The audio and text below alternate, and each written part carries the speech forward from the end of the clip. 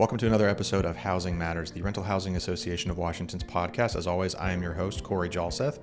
Well, with legislative session now behind us, we move into keeping an eye on local jurisdictions. With all of the rent control type bills dying in the legislature, many cities and counties will try to make moves of setting policies in place of their own. The ink was barely dry on legislative session when the city of Olympia actually brought forward some of their own rental housing policies. These include rent increase of 5% or more allows tenants to vacate with 30 days notice, no fines levied, breaking the lease. Relocation assistance of 2.5 months existing rent if rent increases are 7% or more, and relocation assistance is not tied to AMI. Relocation assistance can be paid out over 12 months instead of immediately. It's also a $10 late fee cap. There are a few other items added in this rental housing policy, but these are the big ones that I wanted to make everybody aware of. State lawmakers, housing providers, and RHA staff all gave testimony at various Olympia City Council meetings as to why this is bad policy for housing providers in Olympia, but also tenants. Some very passionate testimony was given by State Representative Andrew Barkas. I heard this evening that you want solutions. Rent control did not pass the state legislature this year. And the primary reason it did not pass is because there was no collaboration between the parties. Unfortunately, the ordinance passed unanimously with the Olympia City Council and will become law in the city towards the end of May. This week's episode of Housing Matters, I had the privilege of sitting down with Representative Mari Leavitt from the 28th District. And if you're not familiar with the 28th District, it's down south in Puget Sound. It is University Place, Fircrest, Lakewood, Steilacoom, Joint Base Lewis McChord, DuPont, that area. If you closely followed the House Rent Control Bill, HB 2114, you'll know that Representative Leavitt actually voted no on that bill on the House floor. She was actually joined by her fellow 28th District Representative Dan Bernowski, as well as two other Democrats from across Washington. I am a little biased as the 28th District is my district, as my family and I call Fircrest home. Representative Leavitt and I discuss housing policy in the 28th District as well as across Washington State and how she thinks stakeholders can come together to really improve our housing in Washington. We also discuss how Representative Leavitt first came to be in public office and some of the work that she has done outside of the housing sphere. Representative Leavitt, thank you so much for joining the Rental Housing Association of Washington's podcast, Housing Matters. Thank you for taking time out of your schedule to join us. Yeah, happy to be here. Thank you so much for inviting me. Absolutely.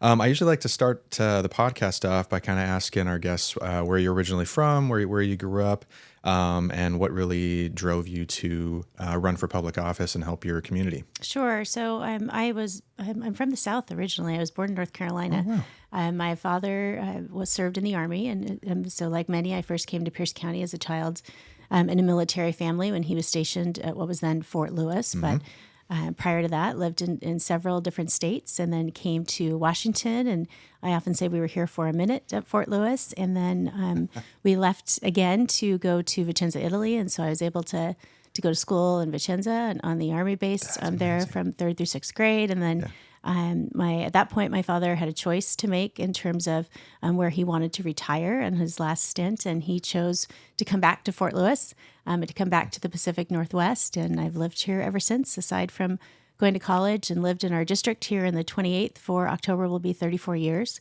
Wow. Pierce County, certainly a lot longer, but in the 28th, 34 years. And started in UP, went to Fircrest for 18 years and back in University Place. And so I didn't migrate very far, but and what got me first running, I actually ran for a Parks Commission. My husband and I love the outdoors, and I've always loved hiking and our beaches and our state parks. And University Place in 2016 had on the ballot an opportunity to create a Parks Commission similar to Metro Parks or maybe Penn. Sure.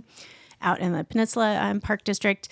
And so they had commissioners on the ballot along with the Park District. And so I ran for Parks Commissioner. It was a nonpartisan, no pay volunteer gig, and won a 3-way race, but the citizens voted against the Parks Commission.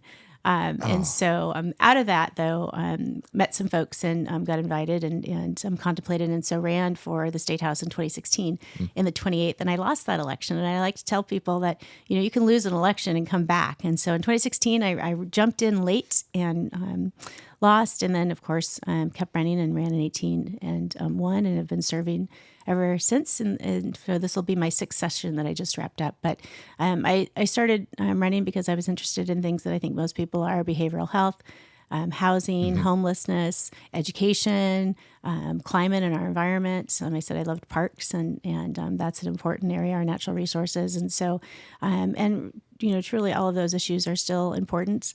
And certainly transportation, getting stuck on JBLM, although it's getting a little bit better, but It's slowly, it's just slightly. And even by the Tacoma Dome, it's not as bad as it used to be many years ago. I never thought I'd see that, but every once in a while, I'm like, oh, this is really nice. I was very pessimistic when they were doing that, and then when they were finished, I'm like, man, no, it's actually a little better, I'm like, isn't it? oh, this is nice. Yeah. So that's why I started running, and I still think I can provide a service, and so continue to do so. Excellent. And I'm sure learned, well, I guess your experience level from starting to now, I mean, that has to have been a whirlwind of just, learning all sorts of new information and new, like how everything works down in Olympia. Yeah, absolutely. I think when you first start, I didn't have any preconceived notions going in, and when I ran, I was running for issues and policy, and so when I first got elected, I learned as much as I could. I read every bill. My first session, I still read all the bills. I'm kind of one of the random, people who like policy. I appreciate that. Yeah. My background is in policy, and so I'm really interested in that. But I paid attention and built relationships because I had heard going in that was really important, and your word is really important. So I'm very cautious when people say, "Well, how are you going to vote on this?" I don't usually answer that question until I know. And I have to see the final product before I know. And so I'm just, I work with anyone who wants to work on good policy, regardless of where they're coming from and what their organization and affiliation is, as long as it's not hateful or, discriminatory. Sure. Yeah. I'll work with folks to make sure that we get good things done. I like that mindset. And you own a small business as well? We do, yeah. My husband and I own an orthodontics practice, and so we have a practice out in Yelm and Parkland, and for a long time had a practice out in Lakewood as well. And so we own a small business, and so I get the challenges of our small businesses as well, and how scrappy they are, especially in this economy, and but also know they're the backbone, and the majority of jobs come from our small businesses, and workers and their families and our communities work at our small businesses. It's not our corporations are great too. We need them both. But it's our small businesses who we really rely on to be the volunteers in our communities and the donations at school drives and all of those kinds of things. It's our small businesses who kind of keep us afloat. Absolutely. So I know I just read into your educational background a little bit. So I know you went to Oregon State for your PhD. So completely off political topic, but what do you think of the whole Pac-2 situation? I went to Washington State, so I'm kind of in the same. Well, same boat. I'll say this. I'm not super happy about it. And coming from a land grant in Oregon State, of course. But I also think that if you were to watch, we had a joint hearing with the Higher Education Committee in the Senate and the House, and we asked WSU and University of Washington to come before the committees and ask them a lot of questions. And I think it was pretty obvious what I thought about it if you were to watch my line of questioning. I'll have to go check. So UW especially. But yeah, I was really disappointed in that decision. And so I've been out on the record saying how disappointed I was. I'm concerned that it's going to have an impact on student success for Oregon State and Washington State University, because a lot of those dollars flowed to other areas of the institution, and especially WSU in Washington State, they're not going to have those dollars, and so I'm really worried about student success impact, and I'm kind of concerned about the hubris of the University of Washington and how they handled it. I think even in that testimony, we had an assistant athletic director who I felt was pretty tone deaf of the magnitude of the issue and the impact, and talked a lot about sleep studies and the concerns of students traveling back east, which it really is important. There's no doubt. And that has an impact on our University of Washington athletes as well. But there wasn't an acknowledgement like, this is going to be really hard on WSU. I think if they had started that way, like, we know this is tough. We made a decision what's best for us, because Colorado and Florida and other schools were already pulling out. So, University of Washington made a good decision, I think, for them, as did the University of Oregon. Sure. But no acknowledgement or recognition of the harm it's causing those other two institutions. So I'm tracking it very carefully. I work well with both institutions in my role as a legislator and serving in higher ed since I got there. But they know that I'm watching to see what the impact will be, and I'm hoping that we don't have to shore it up with state dollars because of University of Washington's decision. And I'm hoping that if University of Washington has a surplus, perhaps they can share that with WSU. So that would be swell. I would take that. Yeah, I think they would too. So anyway, that's an opinionated value, but I think it was pretty clear how I felt about it during that time. That's quite all right. I grew up in a UW family and then went to Wazoo, but my I guess issues with University of Washington really for me kicked in when they fought so hard to not allow the Elson Floyd Medical School at Washington State to open up because they didn't want to split the dollar. And I understand all that; they have a fantastic medical school, but that was something for me that just was kind of a bummer because going to Wazoo and then I lived in Spokane for a couple of years. I just knew the impact that having a medical school in Eastern Washington would have for the people that live there. And that was kind of I've seen that healthcare facility, and we funded it in 2158, expanded. That was a big higher education bill for the Washington College grant, but put dollars in. And my husband's a Husky. He went to dental school and stayed for orthodontics, is a Husky. So I'm not poo-pooing our Huskies. No. I love our Huskies. But I think in Spokane area, they really developed a really healthcare hub with Gonzaga University and that partnership with UW and toured that just this last year with our higher ed committee. And it was great to see. And there's such a healthcare need. And students who go there tend to work in rural areas, which is what we desperately need for healthcare. Yes. So it was great. Yeah, my wife's a Gonzaga nursing school grad, and we stayed. Like I said, we were in Spokane for a couple of years after we graduated and got married over there and everything. But our family was over here, so we decided to move back. But she definitely noticed when she was there the impact that the healthcare workers really have there, and it's huge. Yeah, very much great. so. And actually, for housing in Washington State University, I actually talked to a couple of property managers over there recently, and they're actually seeing a little bit more of a vacancy. And so I have not done any of the research on this, if it's tied to lower enrollment or anything like that, but they're starting to see a little bit more vacancies than they used to see, and leases that generally they said they sign in like February to kind of be squared away for August. And that timeline is starting to slide out more and more and more. And as you said, I'm worried because not that athletics are everything, but that can be obviously a nice front porch for a university. And hopefully that doesn't affect Oregon State and Washington State kind of going forward with that. Yeah, I think the potential is certainly there for students who want that, small town, big school spirit. Love university. Corvallis too. Yeah, absolutely. And it certainly will. I think the other thing that they may be seeing is the delay of FAFSA this year is delaying decisions for students. Oh, fair point. I've forgotten about that. Yeah. They've extended it in Washington to June 1st to commit. Okay. Same with Oregon. And so I think that also, it's a cluster, the Department of Education. Yeah. It's good that they changed the form, but it really has delayed everything. Having a daughter who's a senior, I'm fully aware of the delay decisions. And so that might have an impact too, but I think it's probably a combination of all of it. But I do worry about WSU being able to attract students. I was at a game this year in October, and it was wonderful. Did you go to the Oregon State game? No, I didn't. No. I know. I wish. I know. But I would have had to wear some, orange and crimson, both just to honor the president. But yes, yeah. So first kind of political question. Are you planning to run for re-election in November? I am. Okay. Yes. Yep. I'm actively running and have been since I first got elected in 2018. Excellent. Yes. You've done a lot in your elected capacity for veterans, and especially, kind of your background of growing up in a military family and all that. Can you talk about some of the work that you've done for military families in Washington? Sure. Yeah. Well, let me say that the 28th is the number one district of the 49 who has the most veterans and military families. I've always known that anecdotally. I felt that having JBLM and Camp Murray in our district. But the census data just came out and they shared different districts, and we literally were number one. So that tells you that. But yeah, so I serve. I asked to serve on the Veterans Committee when I first got elected. We get to choose different committees. We don't always get our choices, but we are asked to submit what we would like to serve on. And certainly that was one because JBLM is part of our district, and my dad served in Vietnam. My grandpa served in World War II and the Korean War, and got relatives that go all the way back to the Revolution. And so, have actively been in a long, strong sense of military, but certainly the military in Pierce County is strong and important to us. And so I served on the House Veterans Committee for 4 of the 6 years. I co-chair the Joint Committee on Veterans and Military Affairs, which is Senate and the House. I serve on the National Task Force for the National Conference of State Legislatures on Military and Veterans Affairs.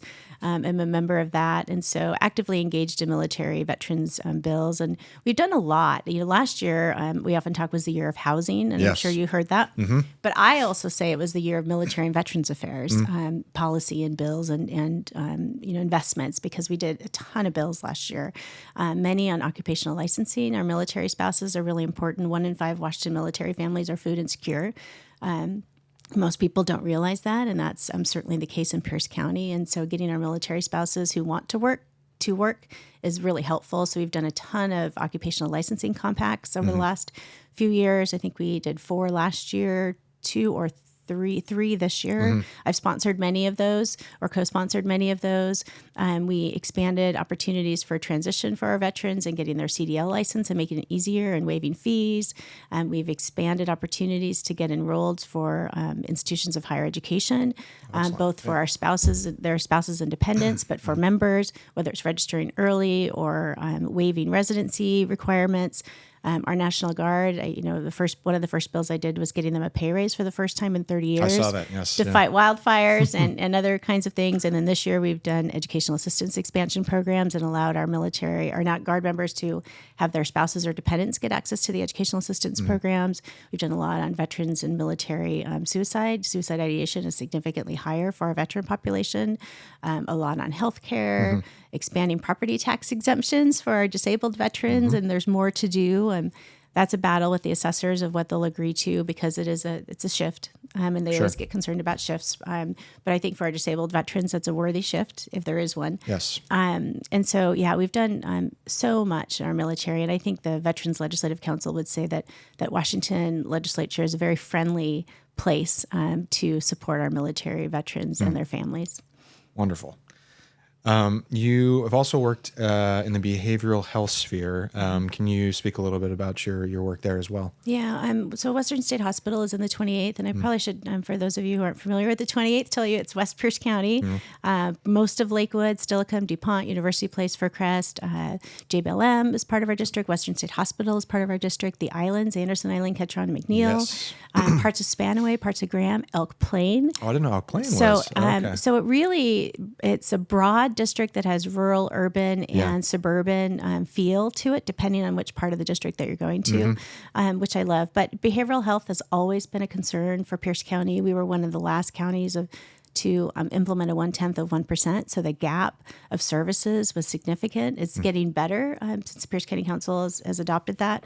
But we've done huge investments on behavioral health at the state level and the legislature, from increasing the Medicaid rates. They were really horrific and really low, so it impacted our ability to have more providers sustain themselves. And so we've increased that by over 15%, and we still need to do more.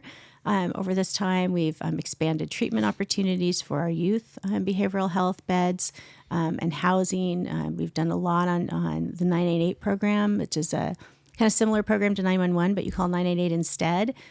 For behavioral health, we've invested in counselors in our schools. I co-chair the children's behavioral health, it's a mental health task force on workforce rates and development. So we talk a lot in our subgroup about how do we get more providers available for families who don't have to wait a very long time. And again, infused several counselors into our school districts and funded that. But and then this year we did a lot on opiate and fentanyl, which is behavioral health. I think, and invested $250 million this year alone, $215 from the operating and about $35 from the capital in terms of more treatment beds and opportunities across the state, east side, west side, north and south, to provide those opportunities. So huge investments in behavioral health that I don't think folks recognize or realize. But providers know because they're getting better rates. But there's still so much more to do.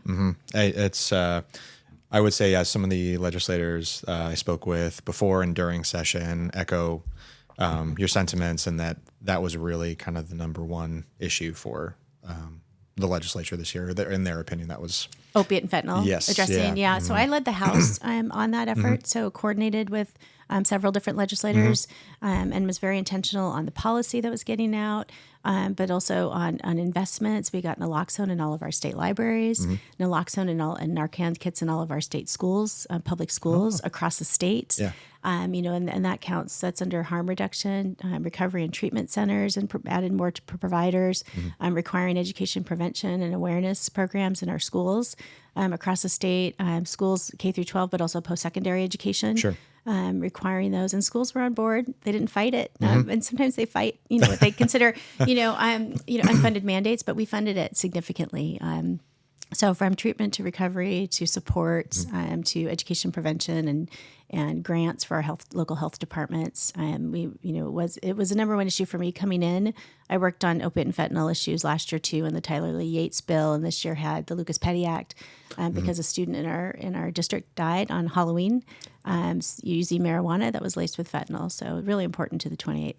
Absolutely. Kind of to jump more into the housing sphere now. I looked back just through a little bit of your history on voting and on bills and things like that. And during your first term, voted against a graduated real estate excise tax, and you were not a sponsor on a similar bill this year.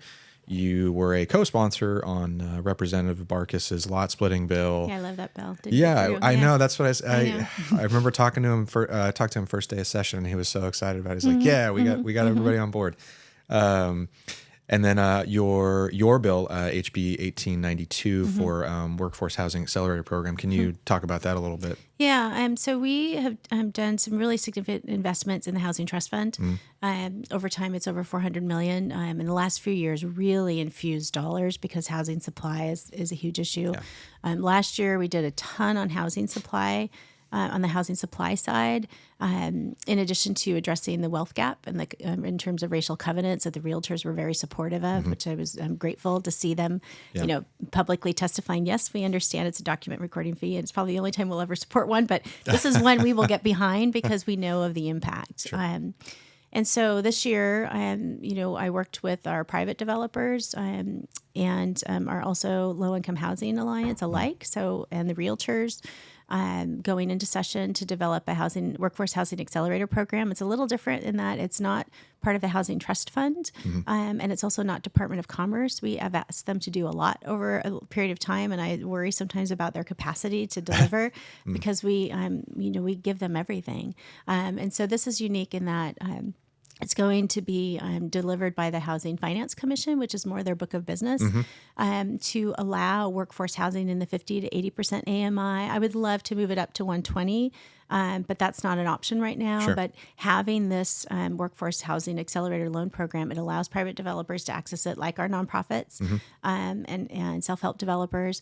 Self-help development, that's a bill for next year, so we'll talk about that in a minute. But and it's a workforce housing revolving program, so it requires 99 years affordability, but it also requires them to pay it back. So it's a loan revolving program that others can infuse. We're going to get significant investment in that fund next year, which I'm very excited about. Excellent. And I think it'll go a long way in terms of getting housing faster because our housing supply across the state, and it requires regionalization. So if I may, I'm sorry, any King County listeners, we love you too. However, that you are not always my concern in the 28th and Pierce County.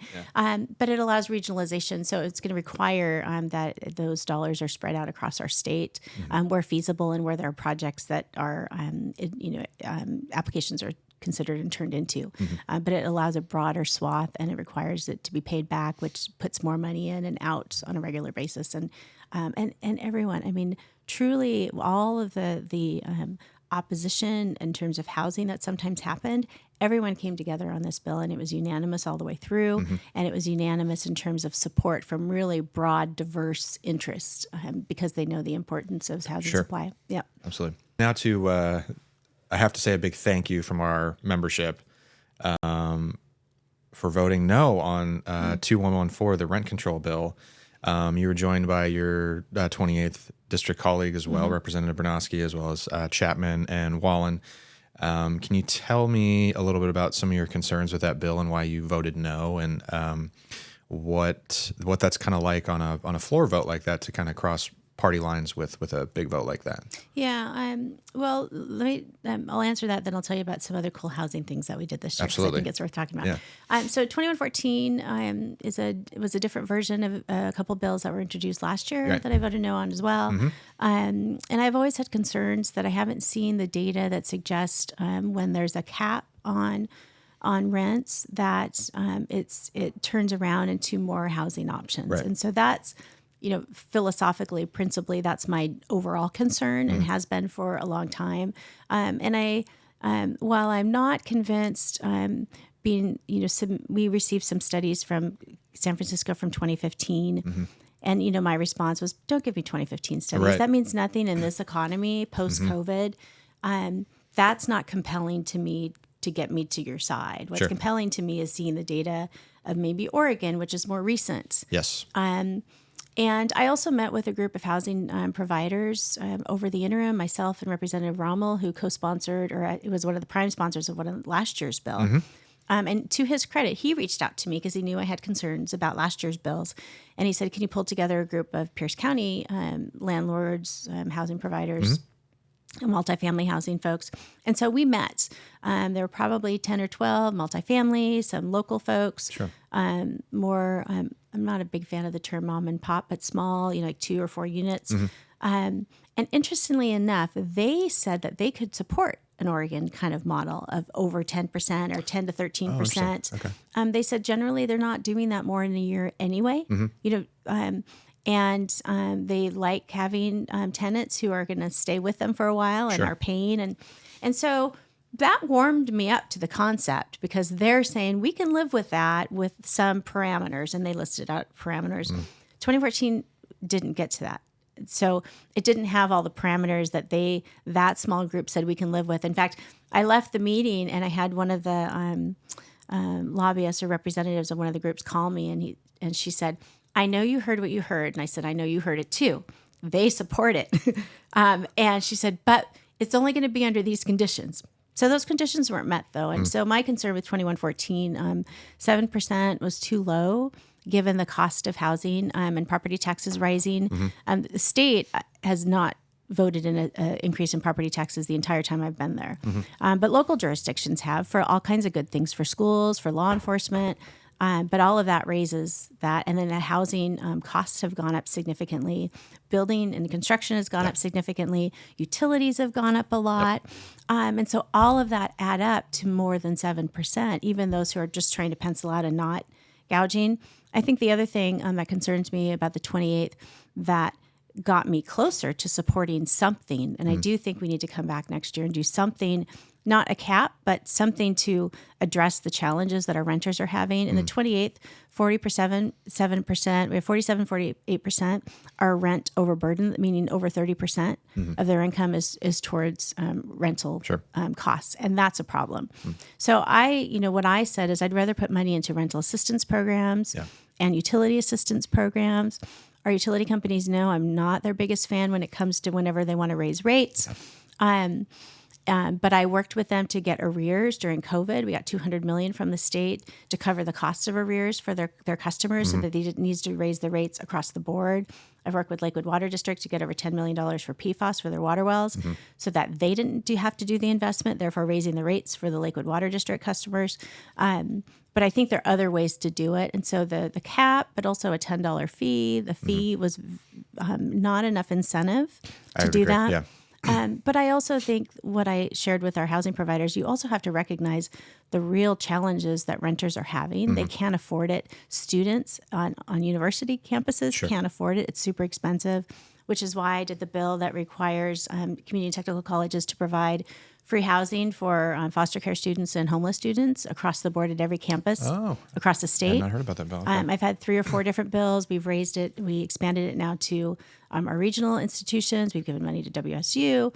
And so we're providing opportunities for our homeless and foster care youth. And these students are We had a mom with 2 kids that South Puget Sound paid for her rent at a local apartment so that she can have a place to live while she's going to school to get a job and a skill. And so it works across the board. But I think those are great investments, increasing the housing trust fund by a lot, doing housing supply. But 2114 didn't get there. And to the point where I felt comfortable voting for it on the floor. And so, and voted for it no last time. It's not odd to vote no on a bill across party. You asked that too. Yeah, I did. I just was curious because I've never I've done that myself, quite a so. bit on particular bills, and then haven't on quite a bit. It just depends on the bill and what I think is good for the district and what I hear and from residents and.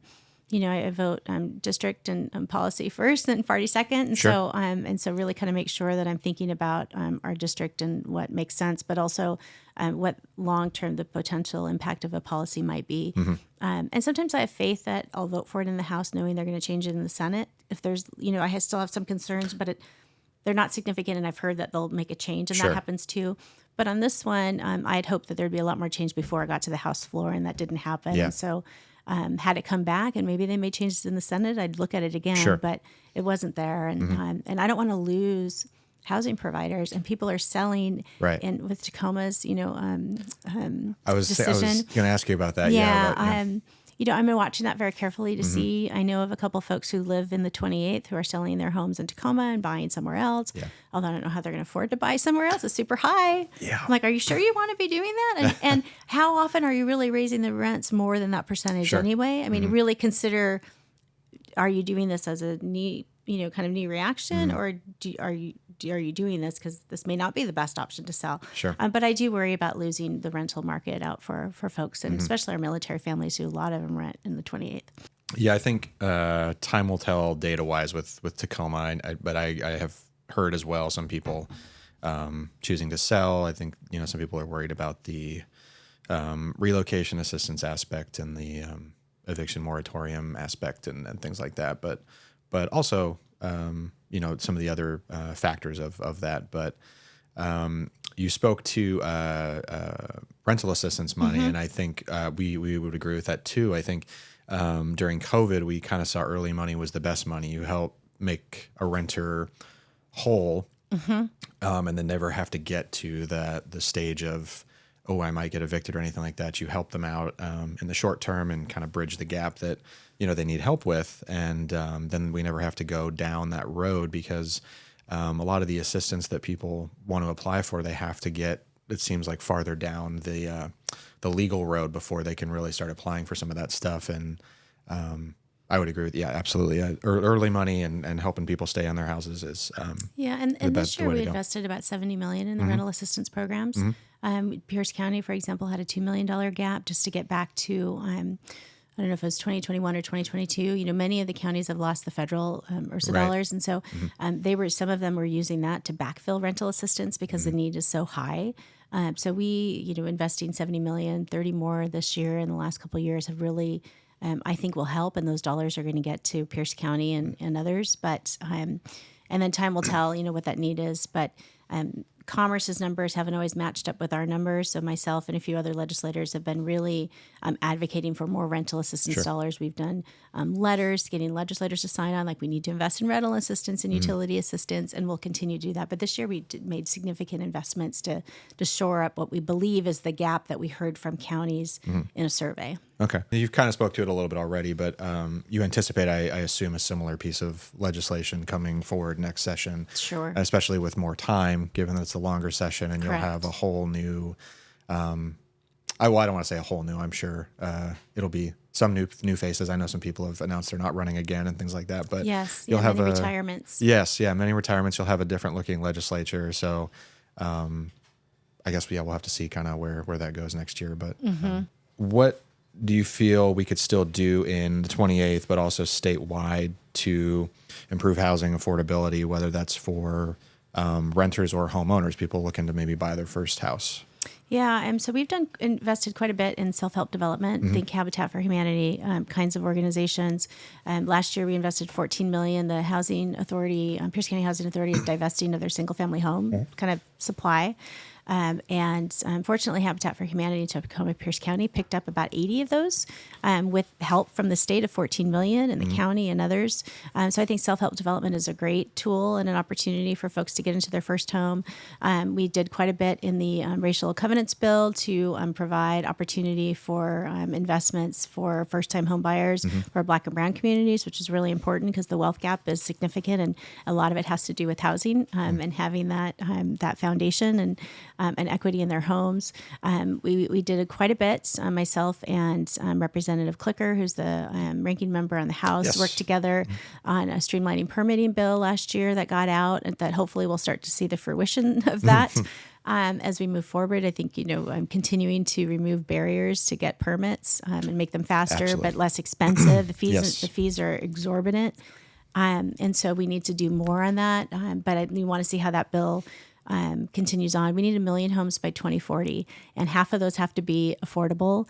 And to give context for folks who may not know, we've built 65,000 homes with the Housing Trust Fund since 1986, the year I graduated from high school. So that's not a lot. If you think about 1986 to now, we need 1 million by between 2024 and 2040, and half of those have to be affordable. So what I think we can do more of, continue to push our cities and elected officials and city staff to do more housing, to allow more ADUs and middle income housing. And the middle housing bill did a good start on that. We did co-housing and co-living bill this year, which is a great new opportunity to do that for those where it makes sense. We increased HOAs in terms of removing the prohibitions. HOAs are a wild, wild west, in my opinion. Sorry, HOA members. I work with all of them on a pretty regular basis in the House, and but some of them had covenants where only your biological family members kind of could be part of that housing. So we removed those restrictions and allow others to live with other people to provide housing options. Our adult family homes we've increased from 6 to 8 to provide more to take care of one of my favorite uncles, not my favorite, sorry, one of my favorite uncles lives in an adult family home down in McMinnville in Oregon, and they take great care of him. And so we want those to flourish. But then we also need to decrease the cost. It's so cost prohibitive to build, and supplies are super expensive. And so anything we can do on that end, I think, is really important. And then again, rental assistance, utility assistance, and help financing mechanisms, and financial education is always great to help people understand what it costs and how they can get there. I think it's a broad swath of ways, and we haven't even talked about youth homelessness and how do we get our youth addressing. We're talking about housing supply today, but that's a whole other area. So I think think of housing, in my role as vice chair of the Housing Committee, is a continuum. And we need to do everything all the time and always, and move people to get past their sentiment, like no ADUs. We can't allow middle housing. We have a lot of that still in the 28th sentiment. We have a lot of it in Pierce County, and we have a lot of it in elected officials. And so pushing to understand local control, and also say, you have to build, you have to allow these to occur. 100%. We need you to be on board and join us. And I think many of them have gotten there over the last couple of years. And you saw the bills getting out of the legislature that maybe 5 years ago would have been really hard to get out. And even our Association of Washington Cities have come along and provided opportunities and suggestions to make those bills stronger. Transitory development is another example of that.